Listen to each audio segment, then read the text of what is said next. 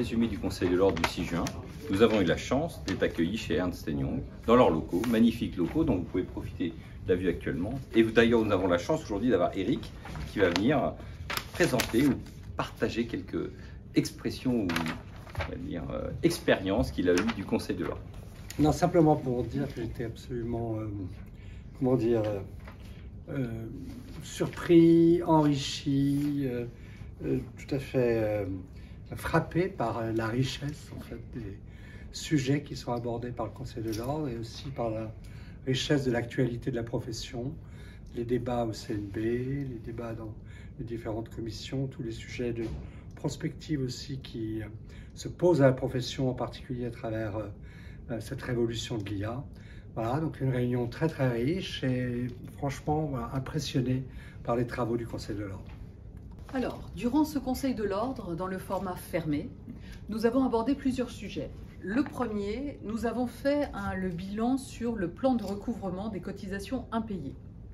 Alors, beaucoup d'avocats ont été convoqués et ça a été aussi le moment de faire le point sur certaines difficultés, de voir comment en obtenant certains délais, il était possible aussi d'aider des avocats et s'assurer qu'ils gardaient une certaine couverture, un peu de prévoyance. Et on voit qu'avec les accidents de la vie, c'est quelque chose de très important. Donc ça, c'était le premier point. Ensuite, nous avons fait aussi le bilan des contrôles en matière de lutte contre le blanchiment des capitaux et le financement du terrorisme. Donc, par rapport à il y a 2 ans, le bilan est quand même très satisfaisant dans la mesure où on s'est aperçu que l'ensemble des avocats contrôlés, donc on était 12 contrôleurs et il y a une quinzaine de cabinets qui ont été contrôlés, ce qui représente au sein du barreau plus de 500 avocats concernés. On s'est aperçu qu'il y avait vraiment une bonne amélioration dans le nombre de cabinets qui effectuaient effectivement une cartographie des risques, qui avait une certaine cohérence dans l'appréciation de ces risques, qui avait désigné un référent et surtout avait mis en place une formation où s'était formé. Et donc le bilan est plutôt satisfaisant et nous n'avons pas détecté de carences significatives. Donc c'est plutôt un bon bilan.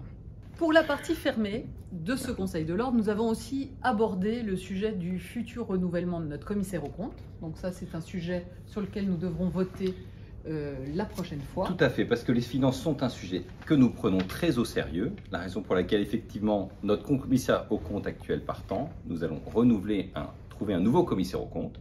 C'est un sujet pour la prochaine réunion du Conseil de l'Ordre. Puis, nous avons eu l'occasion au cours du Conseil de rappeler la richesse des événements à venir. La fête de la musique, le 18 juin, auquel évidemment vous êtes tous les bienvenus, vous êtes tous conviés. Voilà, en tout cas, nous sommes très heureux d'avoir eu l'occasion aujourd'hui de venir chez Ernst & Young et d'être accueillis pour organiser notre Conseil de l'Ordre du 6 juin. Et voilà, c'était la partie fermée du Conseil de l'Ordre. À partir de 18 h, nous avons le format ouvert où un certain nombre d'avocats nous ont rejoints. Et là, Gwenaëlle Bernier, avocate au sein de EY Société d'avocats, nous a fait une démonstration de ce qu'on peut faire avec l'intelligence artificielle. Et c'est vrai que c'était assez intéressant de voir notre bâtonnière élue parler en japonais. Ça a été un moment intéressant. Ouais. Parler en italien également, on ne savait pas qu'elle était polyglotte, mais effectivement, nous avons une démonstration de l'IA, les potentiels ou le potentiel de l'IA pour nous, pour l'évolution de notre profession. En fait, l'IA, c'est une transformation, donc c'est l'avenir de notre profession sur certains aspects, et c'est vrai que c'était riche d'enseignements et de perspectives pour l'avenir.